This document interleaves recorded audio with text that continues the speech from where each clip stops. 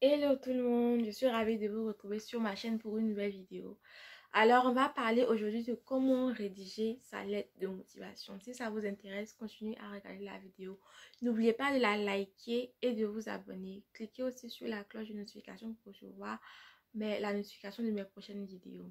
Si vous me voyez en train de regarder de ce côté-là, c'est parce que j'ai mis les points dont je voulais parler dans cette vidéo. Donc, vous allez me voir très souvent regarder de ce côté-là. C'est pas bien grave. Je suis quelqu'un qui s'éparpille assez rapidement. Donc, j'ai besoin de structurer mon argumentation. Voilà.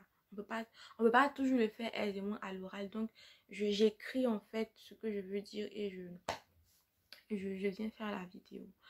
Donc, comme je le disais, plusieurs d'entre vous sont venus vers moi pour me demander comment ils devaient rédiger leur lettre de motivation. Certains aussi exposent cette préoccupation-là dans les différents groupes Campus France dans lesquels je suis. Avant de poursuivre la vidéo, je tiens à préciser que tout ce que je vais dire ici, c'est mon avis personnel. C'est ma méthode personnelle. Vous n'êtes pas obligé de la suivre à la lettre. La lettre de motivation, c'est quelque chose de personnel, c'est quelque chose qui doit être authentique, qui doit venir de vous, de votre tête et du fond de votre cœur. Dites ce que vous avez envie de dire sur vous-même dans cette lettre-là. Vous n'êtes pas obligé de suivre, de recopier, de faire forcément du copier-coller de tout ce que je vais dire dans ma vidéo. Voilà. Donc, vous devez d'abord savoir que la lettre de motivation doit mettre en avant les qualités et les compétences nécessaires à la réussite de votre projet d'études et de vos projets professionnels. C'est quelque chose de très important. Les universités françaises se basent beaucoup sur la lettre de motivation et sur les notes pour donner leur réponse aux candidats. Le responsable de la formation à laquelle vous candidatez va sûrement lire la lettre de motivation. C'est lui et une commission d'admission qui vont délibérer pour accepter ou bien refuser votre candidature. Donc, vous devez être très précis, bien la rédiger. Vous devez être aussi authentique dans la rédaction de votre lettre de motivation. C'est pour ça que vous devez éviter les copier-coller, éviter d'aller prendre une lettre déjà toute faite sur Google pour venir la coller dans votre espace Campus. Ça ne sert à rien, vous allez vous faire griller assez rapidement. Évitez aussi de confier la rédaction de votre lettre à une tierce personne. Je ne vois pas l'intérêt en fait de confier la rédaction de votre lettre à une tierce personne parce que vous allez partir en entretien là-bas, ils vont vous poser des questions et si vous avez donné la lettre de motivation à quelqu'un qui a l'habitude de s'exprimer en français soutenu, qui parle du français soutenu mais du français courant et vous vous exprimez en langage familier et vous seulement, vous n'avez pas les mêmes compétences, les mêmes skills que cette personne-là en français, vous allez vous faire attraper aux choses à l'entretien là-bas. L'agent de l'entretien va se rendre compte que vous n'avez pas les compétences dont vous avez parlé dans la lettre de motivation. Vous n'êtes pas à la hauteur de ce que vous avez dit dans votre lettre de motivation. Donc, évitez vraiment de confier la rédaction de votre lettre à une tierce personne. Rédigez-la à vous-même. So, à vos stylos. Pour commencer, il vous faut une phrase d'accroche. Ce que j'appelle phrase d'accroche sont les phrases génériques qu'on utilise généralement dans les lettres administratives. Madame, monsieur, je viens par la présente vous expliquer les raisons de ma candidature. Madame, monsieur, je viens vous expliquer par la présente pourquoi je souhaite intégrer votre université pour l'année académique 2021-2022. C'est par cette phrase-là que vous devez commencer, par ce genre de phrase, pardon, que vous devez commencer. Puis, quand vous avez fini de mettre votre phrase d'accroche, vous devez parler de votre parcours scolaire. Par parcours scolaire, j'entends les diplômes que vous avez obtenus ou les diplômes que vous êtes en train de préparer cette année-là. Si vous effectuez aussi des stages, il faut mentionner les stages que vous êtes en train d'effectuer ou que vous avez effectués. Si vous travaillez, si vous êtes salarié ou fonctionnaire, c'est bien aussi de mentionner cela. Ça peut être un plus, selon moi. Ce n'est pas la peine de rappeler vos années collège de la 6e à la terminale. C'est pas ce qu'on vous demande de faire. Parlez juste de vos diplômes pour faire plus simple.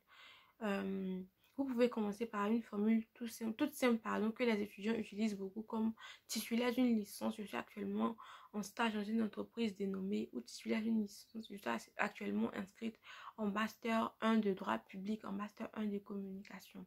Ou pour les élèves, vous pouvez encore dire élève, je suis actuellement inscrit en classe de terminale ou élève, je prépare actuellement mon baccalauréat. Ce sont des phrases très simples.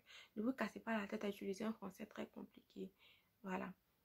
Quand vous avez fini maintenant de parler de votre parcours scolaire, vous devez énoncer votre projet d'études. En clair, vous devez parler de ce que vous voulez faire comme études en France, de la formation que vous voulez suivre en France. C'est pour ça que votre projet d'études doit être très détaillé et minutieusement préparé. Il faut réfléchir beaucoup sur votre projet d'études avant de commencer la rédaction de votre lettre de motivation. Vous pouvez peut-être avoir envie de faire une licence en France ou un BTS ou un DUT ou un master. C'est ce dont je parle quand je parle quand je dis projet d'études. N'oubliez pas aussi de mettre les mentions exactes des formations que vous souhaitez faire en France et que vous faites actuellement dans votre pays. Vous pouvez utiliser des phrases comme après ma licence de droit public, je souhaite poursuivre mes études et faire un master en droit des nouvelles technologies, par exemple, un master en économie pure, un master X en développement durable. C'est ce que j'entends par mention de formation, de mettre les mentions exactes de formation. Quand vous avez fini cette partie d'énoncer, de justifier le choix de votre formation, il faut maintenant justifier le choix de justifier pardon, votre projet d'études. Il faut maintenant justifier le choix de votre formation. Il faut vous poser la question suivante. Qu'est-ce qui a motivé le choix de ma formation? Pourquoi vous avez choisi de faire cette formation et pas une autre? Vous avez peut-être choisi cette formation-là parce qu'elle est porteuse d'avenir ou parce que c'est une étape nécessaire à la réalisation de votre projet professionnel. Donc, posez-vous les bonnes questions pour justifier votre choix de formation. Après quoi, vous allez maintenant présenter votre projet professionnel. Il faut parler simplement de la profession que vous souhaitez exercer à l'issue de vos études en France. Ne soyez pas très long, ne donnez pas aussi de définition de métier, c'est pas ce qu'on vous demande de faire. Les formules comme je souhaite être ingénieur, je souhaite être avocat, je souhaite être médecin, parce que c'est un rêve d'enfant, c'est pas à peine. Je ne pense pas que ce soit ce que le responsable de la formation veuille lire. Évitez ce genre de formules que je qualifie de formule débile. Excusez-moi du terme. Donc, dites simplement ce que vous voulez faire une fois que vous allez finir vos études. Après cela, vous devez maintenant justifier votre choix d'étudier en France. Pourquoi vous voulez étudier en France? Pour quelles raisons vous avez choisi la France et pas un autre pays comme le Canada, les États-Unis? Dans cette partie, il faut peut-être dire que vous avez choisi la France parce que le coût des études est cher par rapport aux autres pays, parce que vous aimez la culture française, parce que vous trouvez que la France a des universités renommées et la qualité de l'enseignement est supérieure là-bas. Donc, vous pouvez parler de ce genre de choses-là dans cette partie-là. Ne faites pas de pavé aussi pour cette partie-là. Rédigez quelques phrases toutes simples dans un français tout simple. Après quoi, on arrive à ma partie préférée. Celle que j'appelle la partie du pourquoi vous et pas un autre candidat. Pourquoi on doit vous accepter dans cette formation-là et pas un autre candidat. Parce que vous pouvez dire non, moi j'ai 14 de moyenne, mais vous n'êtes pas la seule personne à avoir 14 de moyenne à candidater dans cette formation. Vous pouvez dire non parce que j'ai 16 de moyenne, mais vous n'êtes pas la seule personne à avoir 16 de moyenne. Vous n'êtes pas la seule personne à avoir fait des stages. Donc, dites clairement pourquoi vous devez vous démarquer. Pourquoi vous vous démarquez, pourquoi on doit vous prendre pardon et pas un autre candidat. Dans cette partie-là, je disais tout simplement qu'il fallait parler de vos expériences. Mettez en avant vos expériences et vos qualités. Comme je viens de dire, si vous avez fait des stages, parlez des stages.